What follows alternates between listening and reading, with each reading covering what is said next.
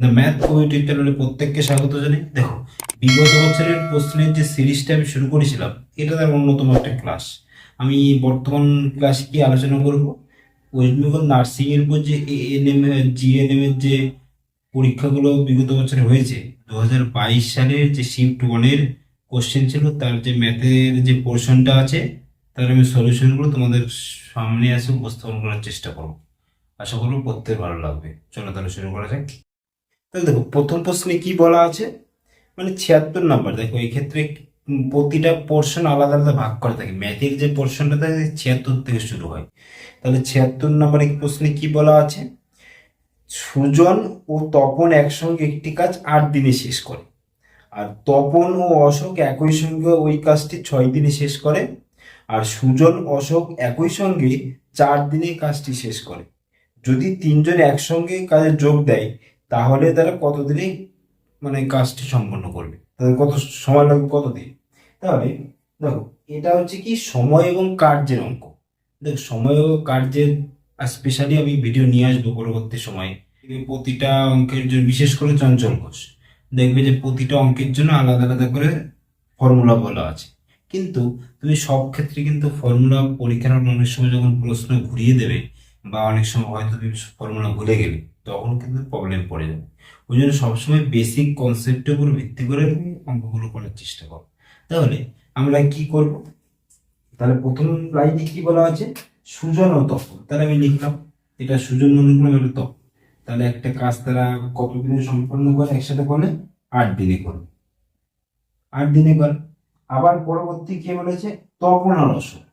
তপন আর অশোক এরা কদিনে কাজটি, মানে এরা করলে 6 দিনে করে। আবার সুজন ও অশোক, সুজন ও অশোক 4 দিনে করে, 4 দিনে করে। এক্ষেত্রে কি চেয়েছে, যদি তারা এভাবে দুজন দুজন করে টিম করে না করে, তারা একসঙ্গে করে, তাহলে তাদের কতদিন সময় লাগবে। তাহলে দেখো, এক্ষেত্রে আমরা নর্মালি সবসময় মনে রাখবে, এই টাইপের অঙ্ক করার ক্ষেত্রে আমরা একদিন বিচার করে সবকিছু ক্যালকুলেশন করব। ফাইনালি কি করব, যখন আমি রেজাল্ট বের করব, তখন আমরা যে কয়দিন চাইবে বা যা বলবে সেই হিসেবে মান বের করব। কিন্তু সবসময় কি করব, আমরা অঙ্কটাকে একদিন হিসেবে কনভার্ট করব।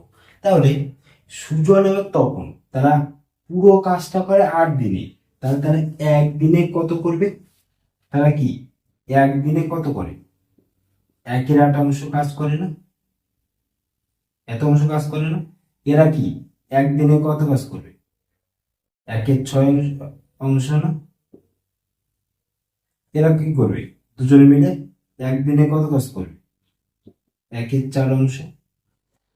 মানে তারা দুজনে মিলে 8 দিনে এক অংশ করছিল। মানে এক অংশ বলতে এক ক্ষেত্রে ভগ্নাংশের ক্ষেত্রে একটাই সর্বোচ্চ হয় বা সম্পূর্ণ অংশ হয়। তাহলে তারা 8 দিনে এক সম্পূর্ণ অংশ কাজ করছে, তাহলে একদিনে কি করবে, 1/8 কাজ করবে। তারা যদি 8 দিনে সম্পূর্ণ কাজ করে থাকে, তাহলে একদিনে কি 1/8 কাজ করবে। এইভাবে পরপর করে লিখতে করতে পারি। তাহলে এবার আমরা কি লিখতে পারি, এই বাদ দিয়ে তো দেখো, যখন তুমি এই বাদ দিয়ে এই প্রশ্নটাকে যোগ করে দেবে, তুমি দুটো করে রিপিট পাচ্ছ না প্রতিটা, তাহলে 2 ইন্টু লেখা যায় না। তাহলে কি একদিনে কত করবে, একদিনে কত করবে, এই করে যোগ করে দাও, 1/8 1/6 প্লাস 1/4, এত অংশ কাজ করবে। দেখো, বুঝতে পারবে কিনা, আমি একদিন হিসাবে বের করে নিলাম। আমি এবার কি করলাম, একদিনে দেখলাম প্রত্যেকে, ধরো তুমি ধরো, কেন একদিন বের করে নিচ্ছি, ধরো আমি একদিনে 10 অংশ কাজ করি, তাহলে আরেকজন একদিনে 5 অংশ কাজ করে। তাহলে সেটা যদি হয়, তাহলে আমরা একই দিনে দুজনে কাজ করলে কত পাবো, 15 অংশ কাজ করতে পারবো না। তাহলে সেই কারণেই আমরা একদিন হিসেবে বের করে নিলাম। তাহলে যদি একদিনে 1/8 কাজ করে, একদিনে 1/6 কাজ করে, একদিনে 1/4 কাজ করে, তাহলে তাহলে একদিনে মিলিতভাবে এই তিনটের যোগফলের সমান কাজ করতে পারবে না। বুঝতে পারলে কিনা, দেখ, তাহলে তাহলে একদিনে এই তিনটে যোগফল সমেত কাজ করতে পারলো, একদিনে এই তিনটে যে অংশ সেই অংশের যোগফল সমেত কাজ করতে পারলো। কিন্তু আমি যে তিনটে যোগ করেছি তাহলে একদিনে করেছি, এখানে কি একা সিঙ্গেল সিঙ্গেল আছে না, যেহেতু তারা রিপিট আছে তাই 2 এটা আসবে না, যেহেতু এখানে দুটো দুটো করে রিপিট আছে তাই। তাহলে আমরা একদিনে দেখি, এটাকে আমি ক্যালকুলেশন করি। 24 আসে লসাগু, তাহলে এখানে 24 লসাগু আসলে এখানে তোমার হচ্ছে 8 দিয়ে ভাগ যায় মানে 3 থাকে, তাহলে উপরে 3। মানে নিয়মটা কি গেল লসাগু করার, একে তুমি নিচের অংশটাকে ভাগ করবে, যা পরে থাকবে সেটা তো উপরের সঙ্গে গুণাবে, যেহেতু উপরে এক আছে তাই সেম যা হবে তাই। একে দিয়ে ভাগ করলে কত 4 আসে, একে দিয়ে ভাগ করলে 6 আসে, তাহলে কত হচ্ছে 6 তো 13/24 একদিনে করে এত অংশ, এত অংশ করে। তাহলে এটা তো 2 আছে, তাহলে তারা তিনজনে মিলিত ভাবে কত করবে, দ্বিগুণ হিসাবে তারা এত করে। তাহলে যখন তিনজন মিলিত হিসেবে করবে তাহলে কি, তারা তিনজন মিলিত হিসেবে তারা একদিনে কি 13/24/2 এত অংশ কাজ করবে না। তারা যদি 2 এত অংশ একদিনে 2 তারা মানে তাদের যদি তারা প্রত্যেকে তাদের দ্বিগুণ তারা একদিনে এত অংশ কাজ করে, তাহলে তাদের কি তারা যদি মিলিত যোগফল তাদের অর্ধেক তো এটা, এর অর্ধেকই তো এটা, তাহলে তাদের অর্ধেক নিশ্চয়ই এই সম্পূর্ণ কাজের অর্ধেক অংশ কাজ করবে। যখন তুমি এখান থেকে 2টাকে ডান দিকে নেবে তাহলে এটাই হবে। তাহলে এটাকে তুমি কিভাবে লিখতে পারো, এটাকে আমি সরিয়ে মুছে লিখি একটু। তাহলে তাহলে একদিনে কত করে 13/24, এখানে 2/1 এভাবে লেখা যায়, 13/24 1/2, তখন হচ্ছে 13/48 এত অংশ, এত অংশ করে একদিনে। এবারই তো আমাদের মেন কনসেপ্টের জায়গা আবার চলে আসলো।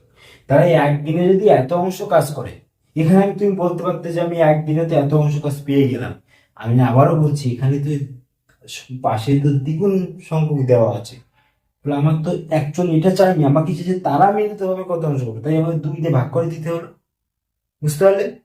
তাহলে এক্ষেত্রে আমরা এটা পেলাম, তাহলে এটা দ্বারা একদিনে এত অংশ কাজ করে, তাহলে সম্পূর্ণ অংশ কাজ করতে অর্থাৎ এক অংশ কাজ করতে গেলে তাহলে কি হবে, একের তার যদি এক অংশ কাজ করতে যায়, আমি এটাকে ঘুরিয়ে আমি এখানে লিখলাম না, তুমি এটাকে ঘুরিয়ে লিখেও করতে পারো। 13/48 অংশ একদিনে করে, তাহলে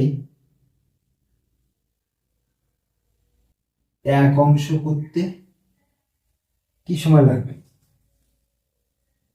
1/13/48 দিন, দিন সময় লাগবে। তাহলে এক অংশ করতে 48/13 দিন লাগবে। করলে এখানে ভাগ করে দেখো কত আসে, 13, 4 3 52, 3 3 48, 9 9 18 9/13। তাহলে সঠিক অ্যান্সার কত, 3 × 9/13। দেখো আমি এই অঙ্কটা কিন্তু তোমাদের এতটা লম্বা হবে না, এতটা লম্বাও হবে না, তুমি ডাইরেক্ট কিন্তু এই ফর্মুলাতে চলে আসতে পারো। এখানে যে তুমি যেখানে লিখেছিলাম আমি ডাইরেক্ট তুমি এখানে চলে আসতে পারবে, যে তোমার বিষয়টা জানা থাকে যে এই কনসেপ্ট হতে পারে, তাহলে তুমি সেখান থেকে পরের স্টেপ এটা করে তারপরের স্টেপ এটা করে দিতেই পারো। তোমার ক্ষেত্রে যে টাইম এতটা সময় আমার ক্ষেত্রে লাগলো বলে তোমাদের ক্ষেত্রে লাগবে সেটা নয়, তোমাদের ক্ষেত্রে এই কম সময় লাগবে যে তোমাদের এই পুরো ক্যালকুলেশনটা তোমাদের মাথার মধ্যে থাকে যে এইভাবে করতে হয়, এটা নিয়ম। তাহলে আশা করি বুঝতে পেরেছো। অঙ্কটাকে আমরা আরেকটু অন্যভাবে করার চেষ্টা করবো। কেন করার চেষ্টা করবো দেখো, দুটো নিয়মই তোমাদের কাছে যেটা সহজ মনে হবে তোমরা সেটা অ্যাপ্লাই করবে। আগেও লসাগুর কনসেপ্টটা কাজে লেগেছে, এক্ষেত্রে আমরা লসাগুর কনসেপ্টটা কাজে লাগাবো, কিন্তু একটু অন্যভাবে। দেখো আমরা সবসময় কি জানি,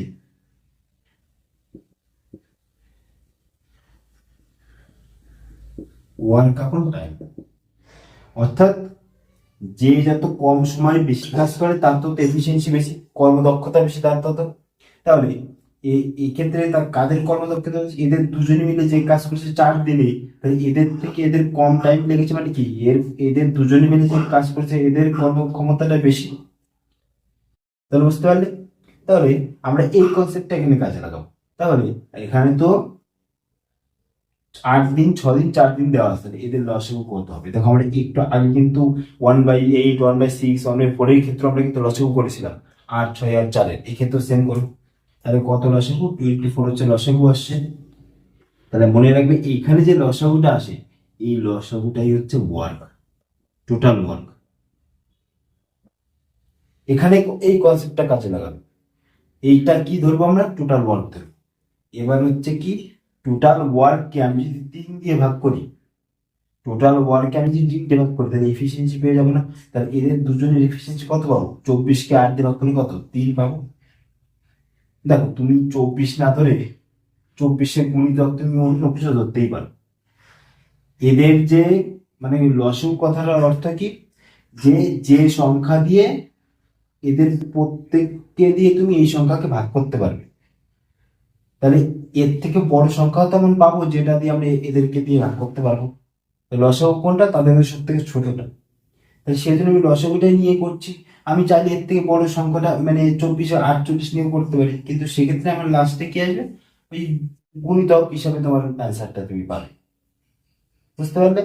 তাহলে আমি লসাগুটা কেন ধরবো? কেন এদের প্রত্যেকের দ্বারা ভাগ যাবে সব থেকে ছোট সংখ্যাই হচ্ছে কি লসাগু হয়, যে আমি লসাগুটা নিয়ে কাজ করবো এখানে।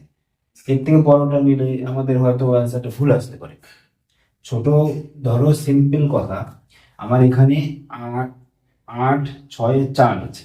আমি এখানে 16, 12 আর 8 এটা নিয়ে যদি কাজ করি, তাহলে এদের দ্বিগুণ হিসেবে নিয়ে কাজ করলাম না? আমার কি সেটা দরকার আছে করার? কোনো দরকার নেই। তাহলে এদের লসাগুটা দিয়ে আমি কাজটা করি।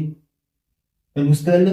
তাহলে যদি এটা দিন হয় তাহলে এদের লসাগুলো যদি টোটাল ওয়ার্ক হয়, তাহলে টোটাল ওয়ার্ককে আমি 3 দিয়ে যখনই ভাগ করবো তখন কি প্রত্যেকের এফিসিয়েন্সি পেয়ে যাবো। তাহলে এদের দুজনের এফিসিয়েন্সি কত হবে? এবার 24কে 6 দিয়ে ভাগ করলে কত হবে? দেখো 4, আবার 24কে 4 দিয়ে ভাগ করলে 6। দেখো এদের দুজনের এফিসিয়েন্সি সবথেকে বেশি বেরোলো না? এরা বেশি দিন নিচ্ছে তাই এদের এফিসিয়েন্সি কম। পেয়ে গেলাম। এবার এবার কি বলেছে? তারা 3 জনে মিলে একসাথে কাজ করবে। এবার আমি এদের এফিসিয়েন্সি যোগ করবো, তাহলে 6, 4, 10 আর 3, 13, এত এফিসিয়েন্সি এদের 3 জনের। কিন্তু কথাটা মাথায় রাখতে হবে, এদের 3 জনের কি এখানে পরপর যোগ আছে? না, এদের কিন্তু রিপিট আছে, দুটো দুটো করে আছে। তাহলে এদের কি হয়? 2 × S+T+, মানে প্রত্যেকের নামের প্রথম অক্ষর নিলাম। তাহলে এইটা এদের এফিসিয়েন্সি কত? 13। এদের প্রত্যেক ইন্ডিভিজুয়াল মানে যোগফল করে 13 হয়নি, কিন্তু এরা দুজন দুজন করে মানে দুবার দুবার করে রিপিট আছে। সেই রিপিটের ক্ষেত্রে এফিসিয়েন্সি কত বেরোলো? 13 বেরোলো। তাহলে এদের প্রত্যেকের এফিসিয়েন্সি কত বেরোবে? 13/2 বেরোবে। বুঝতে পারলে? তাহলে এবার আবার আমি উল্টো প্রসেসটা করবো। আমার কি বের করতে হবে? যে কি তারা যদি একত্রে কাজ করে তাহলে টাইমটা বের করতে হবে। তাহলে টাইম বের করতে গেলে টাইম ইকুয়াল টু কি? ওয়ার্ক আপন এফিসিয়েন্সি। আমি যদি টোটাল কার্যকে আমি যদি কার্য ক্ষমতাতে ভাগ করি তাহলে আমি টাইম পেয়ে যাব। তাহলে টোটাল ওয়ার্ক কত? 24। আর এদের আমি এফিসিয়েন্সি কত পেয়েছি? 13/2।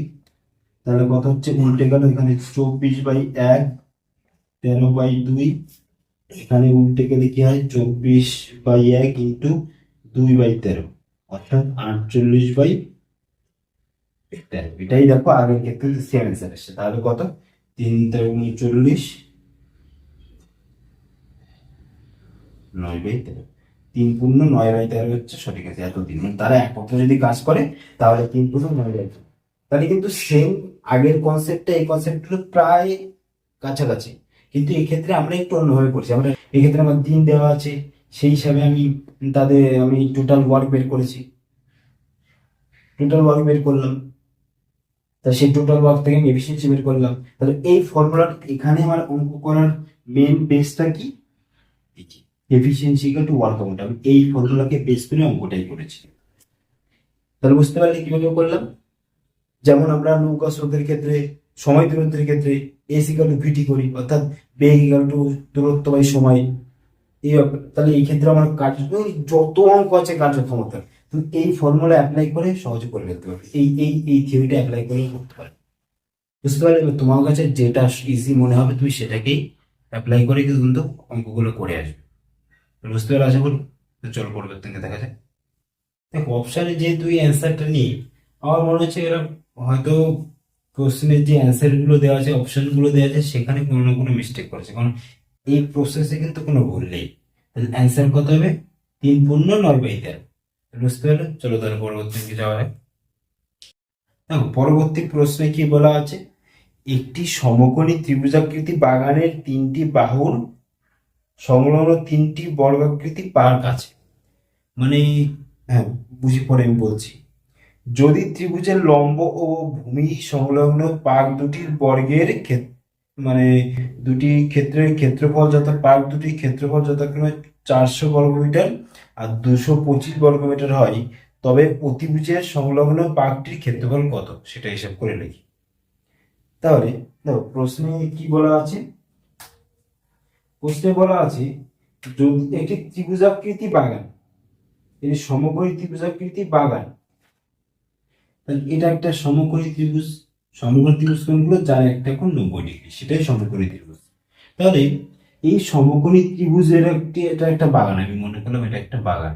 তাহলে কি বলেছে, যে ত্রিভুজের লম্ব ও ভূমি সংলগ্ন পার্ক দুটির ক্ষেত্রফল। তাহলে প্রশ্নে কি বলা আছে, এইটা আয়তকার বাগান, তার ভূমি সংলগ্ন লম্ব সংলগ্ন যে পার্কটা আছে, এটা উল্টো লিখেছি, এটা হচ্ছে 225 হবে, এটা হচ্ছে 400 হবে। লম্ব সংলগ্ন আর ভূমি সংলগ্ন যে পার্ক, এই পার্কগুলোর ক্ষেত্রফল যদি এটা হয়, তাহলে এই অতিভুজ সংলগ্ন পার্কটির ক্ষেত্রফল কত হবে সেটা বলতে বলেছি। তাহলে এখানে তোমরা ছবি দেখেই বুঝতে পারছো কোনটা অ্যাপ্লাই করবো, পিথাগোরাসের যে ফর্মুলা আছে সেটা অ্যাপ্লাই করবো, অর্থাৎ অতিভুজ স্কোয়ার ইকুয়াল টু লম্ব স্কোয়ার প্লাস ভূমি স্কোয়ার।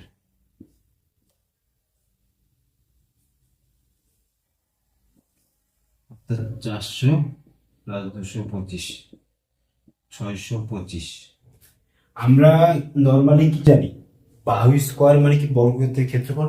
তাহলে এখানে দেখতে পাচ্ছি অতিভুজ স্কোয়ার মানে 625, তার মানে কি অতিভুজ সংলগ্ন যে পার্কটা আছে সেটা বর্গাকৃতি পার্ক, তার ক্ষেত্রফল কত? 625 হবে। দেখো পরবর্তী প্রশ্নে কি বলা আছে, একটি স্কুলে 3টি শ্রেণীতে ছাত্র সংখ্যা যথাক্রমে 50, 45 এবং 40। 3টি শ্রেণীর ছাত্রদের গড় হচ্ছে 8, 10 এবং 12 বছর। যদি ওই 3টি শ্রেণীতে একত্রে মিলে ছাত্রদের গড় বয়স কত হবে, মানে ছাত্রদের গড় বয়স কত হবে। তাহলে দেখো প্রশ্নে কি বলা আছে, ভালো করে বোঝার চেষ্টা। কি বলেছে, যে কি একটি স্কুলে 3টি শ্রেণী ছাত্র সংখ্যা যথাক্রমে, ধরো প্রথম শ্রেণী, দ্বিতীয় শ্রেণী, তৃতীয় শ্রেণী। তাহলে এই শ্রেণীতে ছাত্র সংখ্যা কত হচ্ছে? 50, 45 আর 40, 3টে শ্রেণী। এটা হচ্ছে সংখ্যা, এদের গড় বয়স হচ্ছে 8 বছর, 10 বছর, 12 বছর। যদি হয় তাহলে তাদের একত্রে মিলে কত শ্রেণীর টোটাল কত হবে। এবার দেখো ভালো করে ভাবে দেখো, তাহলে আমার গড় ব্যাপারটা কি, গড় ব্যাপারটাকে আগে আমাদের বুঝতে হবে গড়টা কি। দেখো গড় হচ্ছে কি, ধরো তোমার বয়স 20 বছর, তোমার মায়ের বয়স 30 বছর, তোমার বাবার বয়স ধরো 40 বছর। তাহলে তোমাকে প্রশ্ন করলে তোমাদের গড় বয়সটা কত হবে। তাহলে গড় বয়স বলতে কি বোঝাবে, তোমাদের প্রত্যেকের বয়স, তাকে কি দিয়ে ভাগ করতে হবে, প্রত্যেকের বয়স যোগ করতে হবে, তার কি দিয়ে ভাগ করবে, কজন রয়েছে তোমরা, অর্থাৎ সংখ্যা। তোমাদের টোটাল বয়স তার সঙ্গে কি কি তাকে কি দিয়ে ভাগ করব? যদি তোমাদের কতজন রয়েছে যদি সংখ্যা দিয়ে ভাগ করি তাহলে আমরা গড়ে পেয়ে যাব। বুঝতে পারলে? তাহলে এক্ষেত্রে গড় বলতে কি, যে 50 জন আছে তাহলে আমাদের মোট ছাত্রদের সংখ্যা কত হবে সেটা হিসাব করি আগে। কত হচ্ছে? 5 এখানে, 4 4 8, 8 5 13, 135 জন আছে। তিনটে শ্রেণী মিলে 135 জন রয়েছে। তাহলে আমরা কি নিচের পোর্শনটা পেয়ে গেলাম না? 135 সবসময় বলছে নিচে কি হবে? সংখ্যা হবে, নিচে সংখ্যা হবে। আর ওপরে এবার কি লিখবো? তাদের মানের যোগফলগুলো লিখবো। তাহলে মানের যোগফল বলতে দেখো 50টা সংখ্যার গড় হচ্ছে 8। এর অর্থ কি? তাহলে 50টা সংখ্যার যোগফল কত হবে?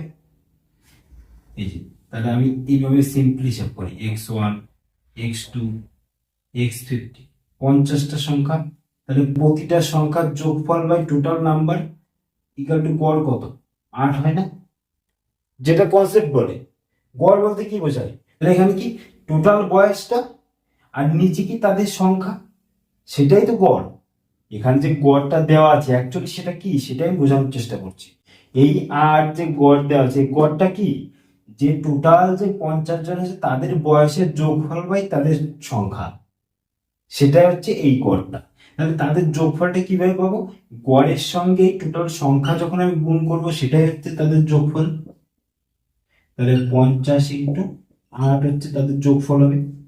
ভালো করে বোঝো, তাদের গড় 8 দেওয়া আছে মানে কি, উপরে তাদের মোট বয়স, নিচে তাদের সংখ্যা, সেটাই হচ্ছে কি 8-এর সঙ্গে সমান। তাহলে তাদের বয়সের যোগফল কত হবে? 8 × 50। সেটা একইভাবে তাদের বয়সের, এই যে শ্রেণীকক্ষে 45 জন আছে এদের বয়সের যোগফল কত হবে? 10 × 45। তাহলে এই শ্রেণীকক্ষে যে 40 জন আছে এই 40 জনের কি কত হবে? গড় মানে যোগফল, বয়সের যোগফল কত হবে? তাহলে 40 × 12 হবে। তাহলে তাদের এই শ্রেণীতে যে যে তোমার হচ্ছে সংখ্যক স্টুডেন্ট আছে তাদের বয়সের মোট যোগফল পেয়ে গেলাম। এই দ্বিতীয় শ্রেণীতে যে 45 জন আছে তাদের মোট বয়সের আমি পরিমাণ পেয়ে গেলাম, যে বয়সের যোগফল পেয়ে গেলাম। আর লাস্টেরটা কি, এই 40 জনের মোট বয়সের যোগফলটা পেয়ে গেলাম। তাহলে এই তিনটে যোগ করে তাহলে টোটাল ওভারঅল তিনটে শ্রেণী মিলিয়ে আমি যোগফল পেয়ে যেটা করবো, এই যে যোগফলটা আসবে এই তিনটে শ্রেণী মিলে যতজন লোক আছে তাদের মোট বয়স পেয়ে যাবো না? ভালো করে দেখো, এখানে প্রথম 50 জনের বয়সের যোগফল এটা, এখানে দ্বিতীয় 45 জনের বয়সের যোগফল, এখানে তৃতীয় 40 জনের বয়সের যোগফল। এটা কি করে বের করছি? টোটাল সংখ্যাকে আমি গড় দিয়ে গুণ করে দিচ্ছি, সেটাই কি হবে? তোমার হচ্ছে বয়সের মান পেয়ে যাচ্ছি। তাহলে মানে তোমার হচ্ছে টোটাল বয়সের যোগফল পেয়ে যাচ্ছি। তাহলে এইটা সমগ্রটা যোগ করলে এই ওভারঅল 135 জনের বয়সের যোগফল পেয়ে যাবো না আমি? তাহলে এইগুলো যোগ করে লিখে দিই, 50 × 8, 10 × 45 প্লাস 40 × 12। তাহলে উপরে কি লিখলাম? ওভারঅল যে 135 জন তাদের বয়সের যে যোগফল বা নিচের সেই সংখ্যা 135। তাহলে এটাই হচ্ছে অ্যাকচুয়ালি আমাদের বের করতে হবে। তাহলে আমরা কিভাবে করব? দেখো আমাদের আগে অপশনে দেখি কি কি আছে। অপশনে দেখো অলমোস্ট মানে কি অ্যাপ্রক্সিমেট ভ্যালু আসতে পারে, তুমি ডাইরেক্ট মান নাও পেতে পারো। এবার 9.85, 6.75, 8 আর 12। তাহলে এবার এটাকে সিম্পলিফাই করি। আমি যদি 10 কমন নিই তাহলে 5 × 8 = 40 হবে, 10 কমন নিলে এখানে 45 থাকবে, 10 কমন নিলে এখানে 4 × 48 হবে। এখানে কত হচ্ছে? 135। এবার হচ্ছে এবার দেখি 40 80 120 আর 5 13 133।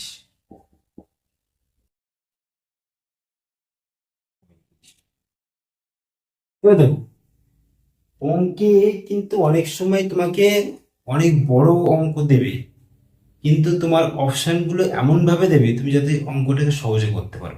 এই অঙ্কের ক্ষেত্রে দেখো, ভালো করে দেখো অপশনগুলো কি কি দেওয়া আছে, 9.85, 6.75, 8 আর 12। দেখো এরা 9.85, 6.75 আর 12, এদের মধ্যে দেখো মানের তো গ্যাপ আছে না। যদি মানের গ্যাপ বেশি থাকে, মানের গ্যাপটা একটু বেশি থাকে, তাহলে তোমার ক্ষেত্রে অঙ্কটা অনেকটা তোমার করার জন্য ইজি হয়ে গেল। যদি গ্যাপটা একদম নগণ্য থাকে তাহলে তোমাকে ক্যালকুলেশনের দিকে যেতে হবে, কিন্তু এক্ষেত্রে যেহেতু গ্যাপটা একটু বেশি আছে সেহেতু আমরা অপশন দেখেও অঙ্কটা করে ফেলতে পারি। কিভাবে পারি দেখো, এক্ষেত্রে একটা কি করবো, দেখো এইটা 133, 135, আমি মনে করলাম এইটা 135, একটু বাড়িয়ে দিলাম মানটাকে, তাহলে 135/135 মানে কেটে গেল, তাহলে শুধু 10 থাকে না, শুধু 10 থাকে। তাহলে আমি তো সামান্য বাড়িয়েছিলাম উপরেরটা, তাহলে এবার 10 থেকে একটুখানি কম হবে মানটা, যে মানটা বেরোবে। তাহলে দেখো নিশ্চয়ই তাহলে এই অপশনটা প্রথমেই কাটা, যেটা বেশি কম এই অপশনটা পুরোপুরি কাটা। আর যেহেতু ডাইরেক্ট কাটা যাচ্ছে না, তাই 8 অপশনটাও পুরোপুরি কাটা। তাহলে একমাত্র কত পড়ে আছে, 9.85, এটাই হচ্ছে সঠিক অ্যান্সার। তুমি ক্যালকুলেশন করে দেখো, প্রায় এর কাছাকাছি মান যাবে।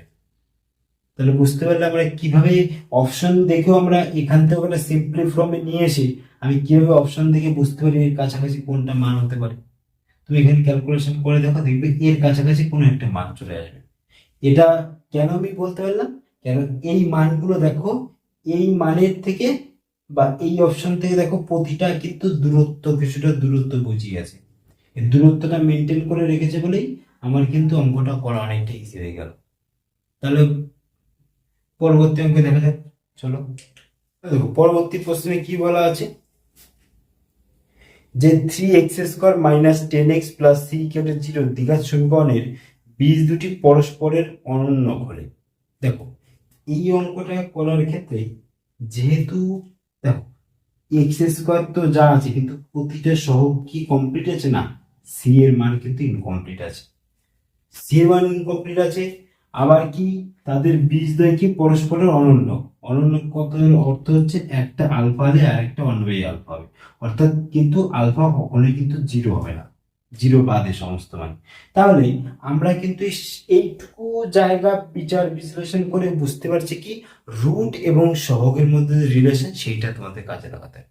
তাহলে আমরা আগে এটাকে নর্মালি একটু ফর্মের মানে কি সবসময় রাখবে, x² কি সহগ কি থাকবে, এক থাকবে, সেইভাবে নিয়ে আসতে হবে।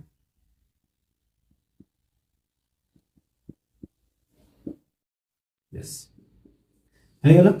এবার আমরা কি জানি, বীজদ্বয়ের যোগফল কার সঙ্গে সমান হয়, এই যে x² আলফা 1/আলফা x আলফা ইন্টু 1/আলফা ইকুয়াল টু 0। তাহলে কি x² minus a plus b into x plus a b, এটাই হচ্ছে কি যদি বীজ দেওয়া থাকে তাহলে সমীকরণটা এরকম হয়। তাহলে এটাকে আরেকটু সিম্পলিফাই লিখি, 1 0। আমাকে তো সির মান বের করতে হবে, তাই আমার এই পোর্শনটা না ধরলেও হবে। তাহলে c/3 মানে কি দেখতে পাচ্ছি, একের সঙ্গে সমান না, তাহলে c/3 ইকুয়াল টু 1 হলে তাহলে c ইকুয়াল টু কত হবে, 3। এটা হচ্ছে সঠিক কত দাগ হচ্ছে অ্যান্সার, সি দাগ, সি দাগ হচ্ছে সঠিক অ্যান্সার। তাহলে বুঝতে পারলে আশা করবো। চলো তাহলে পরবর্তী অঙ্কে দেখা যায়। তাহলে পরবর্তী প্রশ্নে কি বলা আছে, এক্স এর যে দ্বিঘাত সমীকরণটি, সমীকরণের বীজদ্বয় কি আলফা বাই বিটা আর বিটা বাই আলফা, তার সমীকরণ। দেখো একটু আগেই এই কনসেপ্ট আমরা কাজে লাগিয়েছি, মানে যদি দুটো রুট দেওয়া থাকে তাহলে দ্বিঘাত সমীকরণ তুমি কি করে বের করবে, x² আলফা বিটা যদি আমি ধরে নিই দুটো বীজ, তাহলে এক্স প্লাস আলফা বিটা, ব্যাস। তুমি এখানে আলফা বিটা জায়গায় ইবিও ধরতে পারো, তাহলে বুঝতে পারলে এটা হচ্ছে সমীকরণ হবে। তাহলে এই ক্ষেত্রে আমার দুটো বীজ কি কি বলা আছে, আলফা বাই বিটা আর বিটা বাই আলফা। তাহলে এখানে বসিয়ে দিই,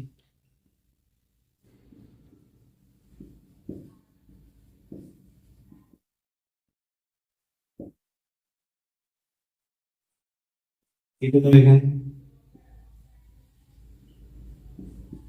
alpha beta alpha square beta square x 1 = 0।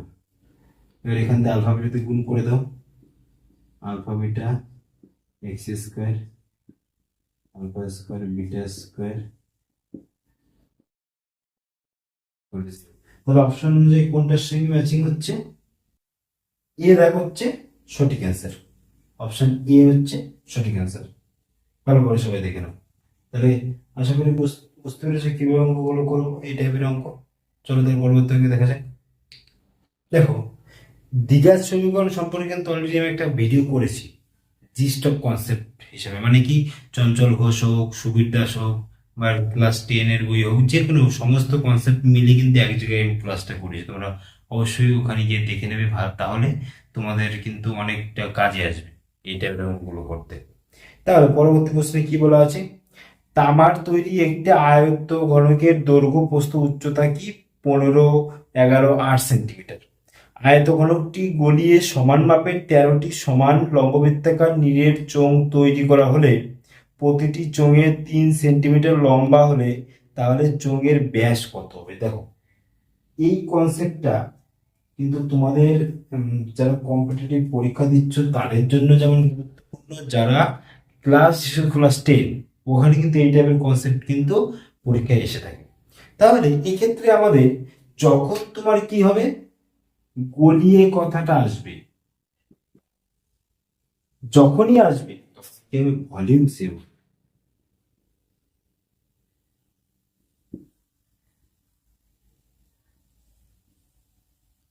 কেন ভলিউম সেম হবে? আয়তনটা কেন সেম হবে? কেননা যদি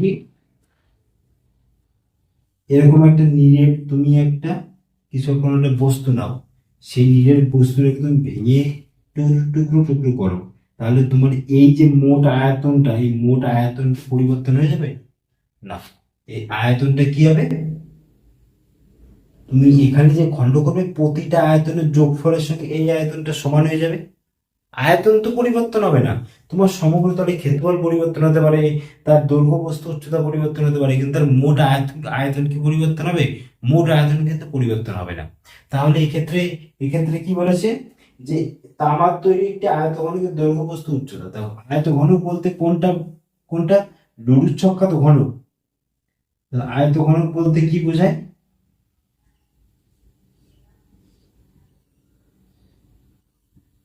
আচ্ছা, আসলে ঘনকটাই কি আয়তঘনকের একটা পার্ট। আয়তঘনক বলতে কি, এই যে তলগুলো হবে সে তলগুলো কি হবে? আয়তকার হবে, তাহলে সেটা কি আয়তঘনক। আর এক্ষেত্রে কি হয়, দৈর্ঘ্য প্রস্থ উচ্চতা 3টি থাকে, 3টির মান যখন সেম হয়ে যায় তখন সেটা ঘনকে পরিণত হয়। তাহলে দৈর্ঘ্য প্রস্থ উচ্চতা কত দেওয়া আছে? 15, 11, 8, 15, 11, 8 সেন্টিমিটার, সেন্টিমিটারে দেওয়া আছে। যদি এটাকে বলি আমি, তাহলে এটাকে আয়তন বের করি, তাহলে আয়তঘনকের আয়তন কি হবে? ভলিউম আয়তন। তাহলে 15 × 11 × 8 এত সেন্টিমিটার কিউব। সেন্টিমিটার কিউব কেন লিখলাম? কেন আয়তনের ক্ষেত্রে সবসময় কিন্তু ইউনিট কি আসবে? কিউবে আসবে, এটা মাথায় রাখবে সবসময়। তাহলে এটাকে ইজিলি তুমি কিভাবে এটাকে গুণ করতে পারো, বা আমি আর গুণ করবো না, রেখে দাও, এই অঙ্কের ক্ষেত্রে তুমি রেখে দেবে। এবার তুমি এখান থেকে কি করেছো? নিরেট চোঙ তৈরি করছো। চোঙ কিরকম? এরকম যে পাইপগুলো আছে, পাইপগুলো যদি ভিতরে তুমি পুরোপুরি ভর্তি করে দাও তাহলে এরকম চোঙ আকৃতি হয়ে যায়। তাহলে চোঙ বলতে এরকম লম্বা পাইপের মতো, দুই প্রান্ত কি বৃত্তাকার হবে। তাহলে এক্ষেত্রে আমার কি বলেছে? প্রতিটি চোঙ 3 সেন্টিমিটার লম্বা, তাহলে প্রতিটি 3 সেন্টিমিটার লম্বা। আমি তাহলে এর আয়তনটা কি হয়? এর আয়তনটা কি হয়? পাই আর স্কোয়ার এইচ সেন্টিমিটার বা ইউনিট কিউব, যেহেতু এখানে কিছু কত ধরিনি। তাহলে পাই আর স্কোয়ার বলতে কি, এই ভূমির ক্ষেত্রফল, যেটা মানে আর বলতে ভূমির ব্যাসার্ধ, এইচ মানে কত দেওয়া আছে? 3 সেন্টিমিটার দেওয়া আছে, সেন্টিমিটার কিউব। এই আয়তঘনক থেকে কি করবে? 35টা চোঙ তৈরি করবো। তাহলে কি আমি কিভাবে লিখতে পারি? দেখো তো এটা লেখা যায় কিনা। 15 × 8 = 35 × 3 এটা লেখা যায় কিনা দেখো। যেহেতু 35 লম্বের থেকে চোঙ তৈরি করা আছে, প্রতিটি যদি এটা হয় তাহলে 35টা হলে মোট আয়তন এটা হবে, তাহলে সেটার সঙ্গে এটা ইকুয়ালটা অবশ্যই হবে। তাহলে এটা হচ্ছে 15, 11, 8, এখানে হচ্ছে 35 × 3, এখানে হচ্ছে 22/7 এটা হবে। তাহলে কাটি, 7 দিয়ে কাটলে এখানে 5, 5 কাটলে 3, 3 কাটলে 3, এখানে 11 কাটলে 2, 2 কাটলে 4, তাহলে r² = 4 হয়। তার +-2 এর কথা, কিন্তু শুধু 2 কেন হবে, কেন নেগেটিভ হয় না, দৈর্ঘ্য কখনো নেগেটিভ হয় না, তাই কি হবে +2 হবে। তাহলে তুমি ব্যাসার্ধ কত পেলে, 2 সেন্টিমিটার পেলে। তাহলে প্রশ্নে কি বলেছে যে চোঙটির ব্যাস কত হবে, তাহলে এর দ্বিগুণই হবে ব্যাস, ব্যাসার্ধের দ্বিগুণ কত, 4 সেন্টিমিটার হবে ব্যাস, তাহলে অ্যান্সার কত হবে এ। এ হচ্ছে সঠিক অ্যান্সার। তাহলে আসলে বুঝতে পারছি কি করে করব, মোট আয়তন সমান করেছি, এক্ষেত্রে যে আয়তন আছে সেটার সঙ্গে কি হবে 35টা যেহেতু ভাগ করেছে, তাই প্রতিটার আয়তন এটা হলো 35টা, মোট আয়তন এটা হবে। দুটো ইকুয়াল করে আমি মান বের করে নিলাম। এখানে গুণ করাটা বোকামির কাজ হবে, কারণ আমার যেহেতু আলটিমেটলি কাটাকাটি করতে হবে, তাই অবশ্যই আমি লাস্টের দিকে দেখি কোথায় পৌঁছায়। তাহলে সেইভাবে তুই, তাহলে অ্যান্সার কত হলো 4 সেন্টিমিটার। তাহলে চলো পরবর্তী অঙ্ক দেখা যাক। দেখো পরবর্তী কোশ্চেনে কি বলা আছে, cos θ + sec θ = 2 হলে sin to the power 99 θ + cos to the power 99 θ এর মান কত। তাহলে এই অঙ্ক করার ক্ষেত্রে তোমরা ডাইরেক্ট তোমরা একটা ক্যালকুলেশন করে করতে পারো, বা শর্ট ট্রিক্স কিছু অ্যাপ্লাই করতে পারো। তাহলে cos θ প্লাস কি হবে sec θ 2 2 হবে। তাহলে কি বলেছে sin 99 θ প্লাস cos 99 প্লাস θ এর মান কত হবে। তাহলে তুমি এখানে ডাইরেক্ট cos θ = +1/cos θ = 2 তুমি ক্যালকুলেশন করে এখান থেকে cos θ মান বের করবে, সামথিং বেরোবে। এখান থেকে কি করবে তুমি, এখান থেকে cos θ থেকে আবার sin θ বের করবে, sin θ কত বেরোবে সেখানে মান বসিয়ে ক্যালকুলেশন করবে, অনেকটা বড় হয়ে যাবে। তুমি এখানে value put method, error and trial method যেটা আছে, ট্রায়াল এন্ড এরর, যেটা ট্রায়াল এন্ড এরর মেথডটা তুমি এখানে অ্যাপ্লাই করতে পারো, অর্থাৎ ভ্যালু পুট মেথড তুমি এখানে অ্যাপ্লাই করতে পারো। তাহলে এখানে কি বের করবে, যদি তুমি θ = 0 ডিগ্রি বসাও, এটা স্যাটিসফাই করছে কিনা ভালো করে দেখো। cos 0 ডিগ্রি মানে কত 1, sec 0 ডিগ্রি কত 1 = 2, তখন কি সঠিক হচ্ছে। তাহলে তুমি θ = 0 ধরতেই পারো। তাহলে এখানে মান বসিয়ে দাও, θ = 0, তাহলে θ sin θ মানে কত, এখানে কি লেখা যায় sin θ to the power 99 cos θ to the power 99 লেখা যায়। তাহলে এখানে কত sin θ মানে কত, sin θ এর মান কত, sin 0 মান কত 0, আর cos 0 মান কত 1, তাহলে 99, তাহলে অ্যানসার কত হবে 1। তাহলে 1 হচ্ছে সঠিক অ্যানসার। তাহলে আশা করি বুঝতে পেরেছো কিভাবে বললাম। এই 99 মানে কি, এর সাইনের উপর পাওয়ার, থিটার উপর পাওয়ার কিন্তু নয়। তাহলে এটাকে তুমি এভাবে লিখতেই পারো, বুঝতে পারলে। দেখো পরবর্তী কোশ্চেনে কি বলা আছে, 10% হারে কোনো টাকা 2 বছরের সরল সুদ ও চক্রবৃদ্ধি সুদের অনুপাত কত হবে। তাহলে এটা চেয়েছে, আর 10% 2 বছর টাইম। দেখো দেখো ব্যাপারটা হচ্ছে, আমি তোমাদের সরল সুদ জটিল সুদ নিয়ে একটা ক্লাস সামনে করাবো, যেখানে কি আমরা সবসময় কি জটিল সুদের ক্ষেত্রে সরল সুদের I = PTR/100, এইটাই হচ্ছে আমাদের বেস হবে। আমি জটিল সুদও এই নিয়ম দিয়ে করবো, সরল সুদও এই নিয়ম দিয়ে করবো। তাহলে কিভাবে করবো, তাহলে এটাকে আমরা এইভাবে লিখি, দেখো I = P * কি আর ইন্টু কত, টাইম 1 বছর ধরে নিলাম 100, অর্থাৎ P * R%। তাহলে কি আসলে বুঝতে হচ্ছে কি, আসলের সঙ্গে যখন সুদের হার গুণ করবো তাহলে সুদ পেয়ে যাবো আমরা, যে বুঝতে পারলে। এবার এই প্রশ্নে কি আসল দেওয়া আছে, না আসল দেওয়া নেই। তোমাদের কি চেয়েছে, সরল সুদ চক্রবৃদ্ধি সুদের অনুপাত কত, আমাদের আসল দেওয়া নেই। তাহলে আসল আমরা এখান থেকে কি ধরে নেবো, সবসময় মনে রাখবে। তাহলে কেন এইটা আমি কেন, তুমি এখানে 100 ধরে নিতে পারো, অন্য অঙ্কের ক্ষেত্রে 100 না ধরে তোমাকে অন্য কিছু ধরতে হতে পারে। কেন হতে পারে? অঙ্কটা ক্যালকুলেশনে ইজি করার জন্য। সবসময় কিভাবে মানটা ধরবো?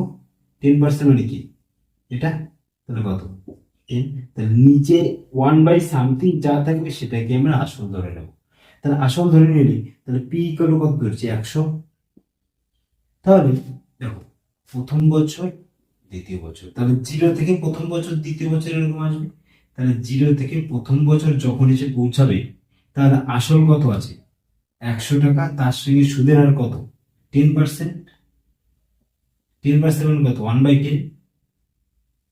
এই যে এখানে পেলাম, তাহলে 100 ইন্টু 1/10 কাটলে কত হচ্ছে, এখানে 10 হচ্ছে। তাহলে একইভাবে এখানে 10 হলে এখানেও 10 হবে, যেহেতু আমরা কি আসলটা পরিবর্তন করিনি। আবার যখন আমি প্রথম বছর থেকে দ্বিতীয় বছর যাব, তখন এই 10 টাকার উপর আবার সুদের উপর সুদ হবে, এর উপর আবার সুদ হবে, অর্থাৎ 10 টাকার উপরে R%। তাহলে কত হবে R% মানে 10%, মানে 1/10 হবে, 1/10। তাহলে কত হবে, কাটলে 1 হচ্ছে। তাহলে ভালো করে দেখো তো, এই সমগ্র যা মান বেরোলো, তাহলে কি পেলাম 1 2, এখানেও 10 পেলাম, এখানেও 10 পেলাম, এখানে 1 পেলাম। তাহলে এই যে দুটো বছর মিলিয়ে এই যে 10 প্লাস 10 প্লাস 10 টোটাল 21, এটা কি মোট জটিল সুদ। আর এই প্রথম এই যে যেটা আমি মান পাচ্ছি, এই মানটা কি মান, যে এটা আমি কি আসলের থেকে ডাইরেক্ট বের করছি, এখানে সুদের পর সুদ লাগাইনি কোনো, তাই এই দুটো যোগফল কি সরল সুদ। তাহলে কি পুরোটার থেকে যখন এই সরল সুদ বাদ দেবে, তাহলে এই 1 যেটা পড়ে আছে এটাই হবে কি, তাহলে 20 - 20 এটা কি, একটা কি জটিল সুদ ও সরল সুদের পার্থক্য সেটা। তাহলে আমি তো আসল 100 ধরে নিয়েছিলাম, এক্ষেত্রে আমি কি পেলাম, জটিল সুদ সরল সুদের পার্থক্য কত পেলাম, 1 পেলাম। এটা কি সরল সুদ, এই পোর্শনটা কি জটিল সুদ। তাহলে সরল সুদ আর জটিল সুদের কি চেয়েছে, অনুপাত চেয়েছে, তাই তো? হ্যাঁ তাই। তাহলে 20 অনুপাত কত 21 হবে। তুমি বলতে পারো এটা কেন আনসার, আমি তো এখানে আসল 100 ধরেছি। আরে আমার এই যে এখানে আসল 100 ধরেছি, এখানে যে 20 আর 21 বেরোলো মানটা, তাহলে এদের গুণিতক হিসাবে তো তুমি অরিজিনাল মানটা পাবে। আমি যে ক্যালকুলেশন করে যে মানগুলো বের করছি 100 যখন ধরছি, আমি যে রেজাল্ট পাবো, ধরো এই যে আমি 100 টাকা ধরলাম আসল, কিন্তু আলটিমেটলি আসল নিশ্চয়ই এর 5 গুণ হবে, বা এর 6 গুণ হবে, বা এর 7 গুণ হবে, বা এই 1.75 গুণ হবে এর। তাহলে একইভাবে এখানে যে মানগুলো আছে তার সঙ্গে এই অনুপাত, এই যে সাধারণ অনুপাতটা গুণ করে দিলে আমি এখানেও আমি প্রতিটার মান পেয়ে যাব। তাহলে অ্যাকচুয়ালি আমি যদি অরিজিনাল মানটাও বের করে আমি তাদেরকে অনুপাতে বসে, তাহলে নিশ্চয়ই কেটে কেটে গিয়ে লাস্টে এটাই থাকবে। তাহলে এটাই হচ্ছে সঠিক অ্যান্সার। তাহলে চলো পরবর্তী অঙ্কে দেখা যাক। পরবর্তী প্রশ্নে কি বলা আছে, 42কে এমন দুটি অংশে বিভক্ত করা যাতে একটি অংশ আরেকটি অংশের বর্গমূলের সমান হয়। দেখো এই অঙ্ক করার ক্ষেত্রে তুমি মান বসে আমি ব্যবহার করতে পারো, কিন্তু তুমি অপশন টেস্টের মাধ্যমেও কিন্তু তুমি একটা ট্রাই করতে পারো। কিভাবে করতে পারো, ধরো অপশন যেগুলো দেওয়া আছে, দেখো প্রতিটা অপশনের ক্ষেত্রে যোগফল কত আসছে, সেই 42 আসছে, মানে তোমার যোগফলটা অ্যাপ্লাই করে তুমি কিছু করতে পারবে না। তারপরটা কি, এবার দেখো তো একটি আরেকটি অংশের বর্গমূল শুধুমাত্র 36 আর 6 যেটা সেটা আসছে না, 36-এর বর্গমূল কত আসবে, 6 আসবে। তাহলে এই একটাই অপশন আছে যেটাতে ওই কন্ডিশনটা স্যাটিসফাই করছে, তাহলে এটাই হচ্ছে সঠিক অ্যান্সার। তাহলে অ্যান্সার কত দাগ হবে, সি দাগ হচ্ছে সঠিক অ্যান্সার। দেখো আমি তোমাদের বোঝাচ্ছি বলে কিন্তু টাইম লাগছে, তোমাদের এই কনসেপ্টগুলো তোমাদের যদি থাকে মনে, একটু যে সরস্বতী শুধু অঙ্কটা করলাম ওটার ক্ষেত্রে সেম, আমি অতটা লিখে করলাম, তোমার যদি কনসেপ্টটা ক্লিয়ার থাকে তুমি কিন্তু ওই স্টেপ জাম্প করে কিন্তু অঙ্কগুলো করে ফেলতে পারো খুব সহজে। চলো পরবর্তী অঙ্ক দেখা যাক। পরবর্তী প্রশ্নে কি বলা আছে, মাধব একটি ব্যাংকে 6% চক্রবৃদ্ধি সুদে 10,000 টাকা 2 বছরের জন্য জমা রাখলো। তার ভাই নবীন ওই ব্যাংকে 6% সরল সুদে একই পরিমাণ টাকা একই সময়ের জন্য জমা রাখলো। 2 বছরের মানে 2 বছর পরে কে বেশি টাকা পাবে, কত বেশি টাকা পাবে। তাহলে কি বলছে, মাধব 6% চক্রবৃদ্ধি সুদে সে 10,000 টাকা রাখছে 6%, 2 ইয়ার, 2 বছর, 2 বছরের জন্য। আর এটা হচ্ছে মাধব, এটা হচ্ছে চক্রবৃদ্ধি সুদ, সিআই, কম্পাউন্ড ইন্টারেস্ট, এটা এসআই। এটা হচ্ছে মাধব আর দ্বিতীয় আর নবীন।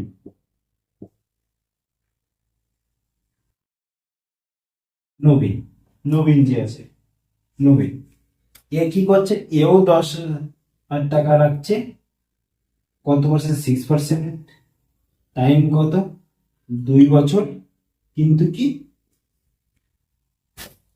এটা কি সরল সুদে রাখছে।